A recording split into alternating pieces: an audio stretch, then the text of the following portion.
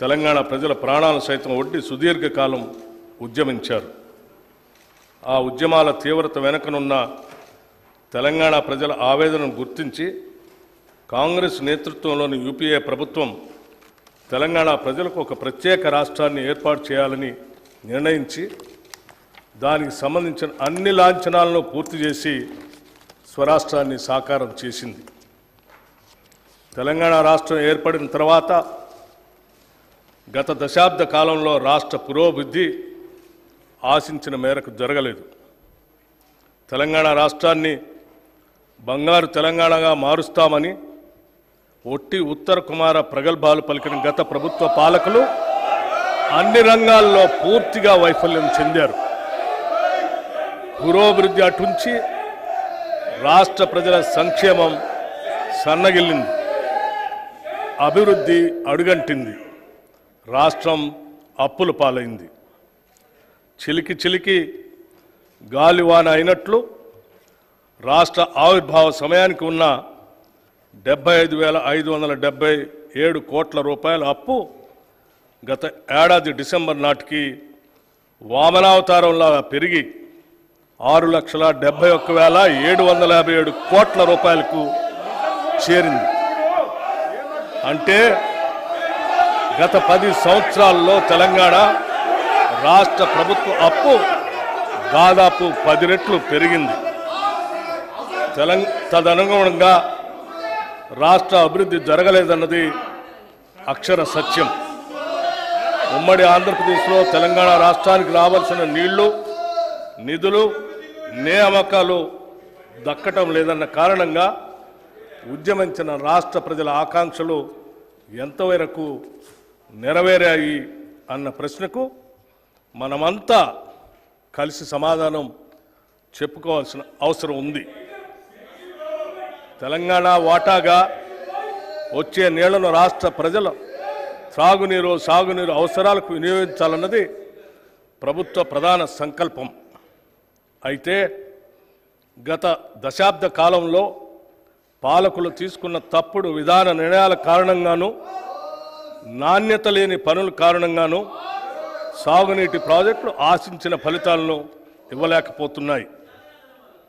నీళ్లు ఏ కాలువల ద్వారా పారించాలన్న ధ్యేయంతో కాకుండా అవినీతి సొమ్మును ఏ కాలువల ద్వారా ప్రవహింపచేయాలన్న లక్ష్యంతో గత ప్రభుత్వం పనిచేయటం వల్ల రైతుల సాగునీటి సమస్యలు అపరిష్కృతంగానే మిగిలిపోయాయి. పర్యవసానంగా మన నీళ్లను మనం సమర్థవంతంగా వాడుకోలేని పరిస్థితి దాపురించింది. ఈ పరిస్థితి నుండి బయటపడే విధంగా తగిన దిద్దుబాటు చర్యలను చేపట్టడంతో పాటు మరింత మేలైన ప్రాజెక్టుల నిర్మాణం చేపట్టాలనే కృతనిశ్చయంతో ఈ ప్రభుత్వం ఉంది.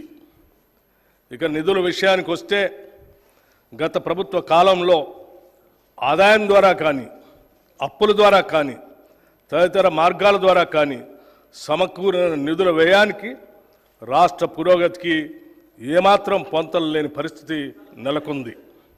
ఓ పక్క అప్పులు పెరగడంతో పాటు వేరొక పక్క బిల్లుల బకాయిలు భారీగా పెరిగిపోవటం వల్ల రాష్ట్ర ఆర్థిక పరిస్థితి ప్రమాద స్థాయికి చేరుకుంది. ప్రణాళికాబద్ధంగా నడపవలసిన రాష్ట్ర ఆర్థిక వ్యవస్థను ఒంటెద్దు పోకడలతో స్వంత జాగీరుల ఆర్థిక క్రమశిక్షణ ఏమాత్రం పాటించక గత ప్రభుత్వం చేసిన తప్పిదాల పర్యవసానం మేము ఈరోజు వారసత్వంగా అందుకున్నాం. రాష్ట్ర విభజన నాటికి ఎంతో సమృద్ధిగా, ఆర్థికంగా పరిపుష్టిగా ఉన్న రాష్ట్రం నేడు అప్పుల కుప్పగా మారటం విచారకరం. కనీసం రాష్ట్ర ప్రభుత్వ ఉద్యోగుల వేతనాల చెల్లింపులకు, పెన్షన్ చెల్లింపులకు కటకటలాడి సరైన కాలంలో చెల్లించకపోవటం వారి ఆర్థిక క్రమశిక్షణ రాహిత్యానికి, ప్రజా సంక్షేమంపై నిర్లక్ష్యానికి మచ్చుతునక మాత్రమే. ఇటువంటి నిర్లక్ష్య వైఖరి వలన అటు ఉద్యోగులు, పెన్షనర్లు మాత్రమే కాక సామాన్య ప్రజలు, ప్రభుత్వ పథకాలపై ఆధారపడిన అభాగ్యులు, పేద ప్రజలు చెప్పుకోలేని కష్టాలు పడ్డారు. మా ప్రభుత్వం ఏర్పడే నాటికి కుంటుపడిన ఆర్థిక వ్యవస్థను గాడిలో పెట్టడం మేము ఎదుర్కొన్న పెను సవాలు. తలకు మించిన రుణభారం ఉన్నప్పటికీ దోబరా ఖర్చులు కట్టడి చేసి ఆర్థిక క్రమశిక్షణతో పాలన ప్రారంభించాం. తద్వారా ఉద్యోగులకు, పెన్షన్దారులకు సకాలంలో జీతాలు చెల్లించడానికి వెసులుబాటు కలిగింది. ఈ సంవత్సరం మార్చి నెల నుండి 3.69 లక్షల ప్రభుత్వ ఉద్యోగులకు, 2.87 లక్షల పెన్షన్దారులకు క్రమం తప్పకుండా ప్రతి నెల మొదటి తారీఖున జీతాలు, పెన్షన్లు చెల్లించడానికి మా ప్రభుత్వం చర్యలు తీసుకుంది. డిసెంబర్ 2023లో మా ప్రభుత్వం రాష్ట్ర ఆర్థిక స్థితిపై శ్వేతపత్రం విడుదల చేసే నాటికి 6,71,757 కోట్ల రూపాయల అప్పులు ఉన్నట్లు తేలింది. గత ప్రభుత్వం చేసిన అప్పులైనా ప్రభుత్వ పరంగా బాధ్యతతో వాటి తీర్చేందుకు అన్ని చర్యలకు శ్రీకారం చుట్టాం. మా ప్రభుత్వం ఏర్పడిన తర్వాత 35,118 కోట్ల రూపాయలు రుణాలు తీసుకోగా, గత ప్రభుత్వం చేసిన రుణాలలో అసలు వడ్డీలతో కలిపి 42,892 కోట్ల రూపాయలు బకాయిల్ని చెల్లించాం.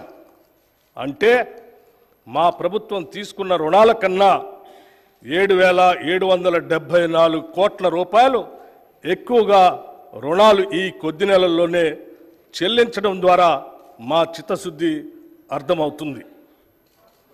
గత ప్రభుత్వం నిర్వాహకం వల్ల చివరికి అప్పులు కట్టడానికి కూడా అప్పులు తీసుకునే పరిస్థితికి రాష్ట్రం దిగజారింది. రాష్ట్ర ఆర్థిక పరిస్థితి ఎంత క్లిష్టంగా ఉన్నా సంక్షేమాన్ని మాత్రం మేము విస్మరించలేదు. డిసెంబర్ నుండి నేటి వరకు 34,579 కోట్ల రూపాయలు వివిధ పథకాలపై ఖర్చు చేశాం.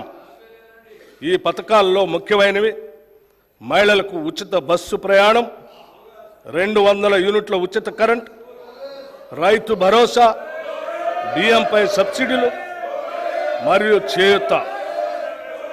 సంక్షేమంతో పాటు మూలధన వ్యయానికి, క్యాపిటల్ ఎక్స్పెండిచర్ కూడా అదనంగా 19,456 కోట్ల రూపాయలు ఖర్చు చేశాం.